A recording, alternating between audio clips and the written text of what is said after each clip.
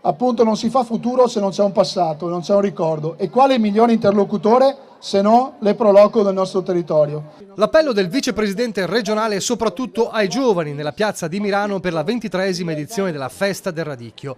Un appuntamento importante per il territorio sia sotto il profilo enogastronomico e turistico, ma soprattutto economico, guardando le tante aziende agricole. La giornata di oggi è inserita nella rassegna di fiori d'inverno e con la strada del Radicchio, del quale Milano è uno dei comuni protagonisti, che poi porta sistematicamente anche gruppi di turisti. Agricoltura che con il radicchio e il vino mette il Veneto in prima posizione tra le regioni italiane. E quindi su questo dobbiamo continuare, ma soprattutto c'è un veicolo che è questo, della promozione turistica, della conoscenza.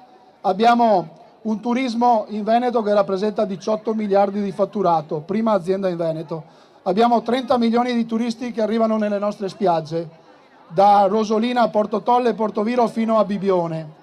Questi hanno bisogno di conoscere, di capire che non c'è solo un litorale, non c'è solo una spiaggia, ma c'è un entroterra ricco di sapere, di storia, di promozione, ma soprattutto di enogastronomia. Anche se dalle associazioni degli agricoltori l'auspicio è stato per un 2020 meno penalizzante rispetto all'anno appena trascorso. Spero proprio che l'agricoltura, che è un perno della nostra vita, della nostra economia, prima o dopo riesca ad emergere dal pantano in cui si trova in questo momento. Protagonisti i bambini con i tanti lavori per raccontare il radicchio ma anche il suo territorio. Per la cronaca il primo premio dei tanti messi in palio dalla C di Venezia è andato alla scuola Dante Alighieri di Milano con questa installazione. Bambini che anche così imparano a conoscere e apprezzare il radicchio. È buono col burro. È buono col burro?